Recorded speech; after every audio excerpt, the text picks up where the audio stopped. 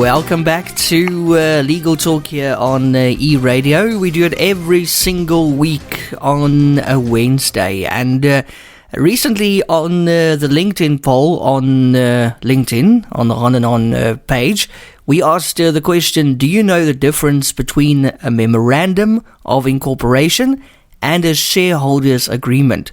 64% said, yes, I know, and 36% said, no, I do not. I was one of the 36% who said, no, I do not. So hopefully Boitumelo from Hahn Hahn, who joins us right now, will be able to explain a bit more and tell us more about it. Boitumelo, welcome back to Legal Talk. Hope you're well. I'm well. Thank you so much, Yon, and thank you for having me. No, thanks for joining us. So, Boitumelo, first things first, what is the Memorandum of Incorporation? So let me start by saying every company registered in South Africa is required to have a Memorandum of Incorporation. So basically, the Memorandum of Incorporation sets out the rights, the duties, and responsibilities of shareholders, directors, and other persons involved in its operation. Okay, and what purpose does the Memorandum of Incorporation serve, Boitumelo? Okay, this answer is going to be very short. So the main purpose of the Memorandum of Incorporation is to govern the relationships between the stakeholders and the company. And what is the shareholders agreement and how does it differ from that Memorandum of Incorporation? What's the difference? Okay, as I have explained prior, the Memorandum of Incorporation governs the relationships between the stakeholders and the company. However, the shareholders agreement takes a step further and specifically regulates the relationships between the shareholders and between the company. So basically, the shareholders agreement, it sets out the rights, the obligations, the responsibilities of each shareholder and sets the terms of voting, decision making, and dispute resolution. Okay, and in the business, who is responsible for drafting the Memorandum of Incorporation? So the procedure goes like this. When you register and incorporate your company with the CIPC will by default assign your company a generic Memorandum of Incorporation. So even though the Memorandum of Incorporation is compliant with the Act, it may not be completely suitable for your company.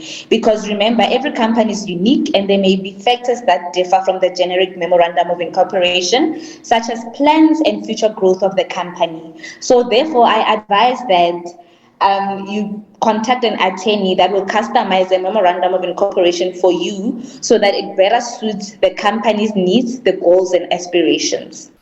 And then finally, what happens when the provisions of the shareholders agreement conflict with the provisions of the Memorandum of Incorporation? What happens then?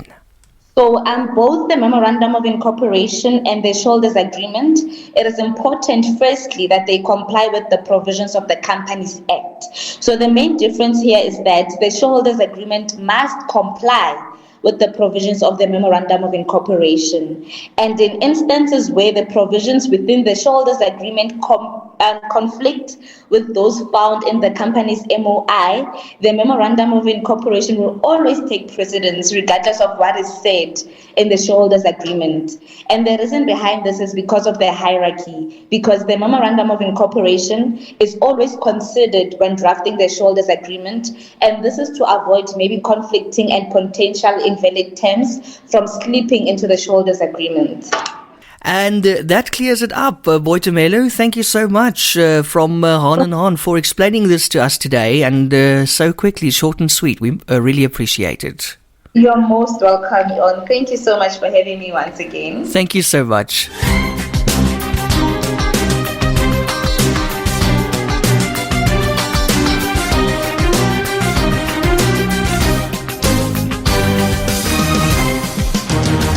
Are you or your business in trouble and struggling to find a solution? Call Hahn Hahn Attorneys as we assist clients in finding solutions. We specialize in consumer and food law, commercial and construction law, forensic investigations and administrative law. Visit hahnlaw.co.za. That's HAHN. We assist clients nationwide. Hahn Hahn Attorneys, because we care. Don't miss Legal Talk with Hahn Hahn Attorneys, Wednesday mornings at 10 on eRadio.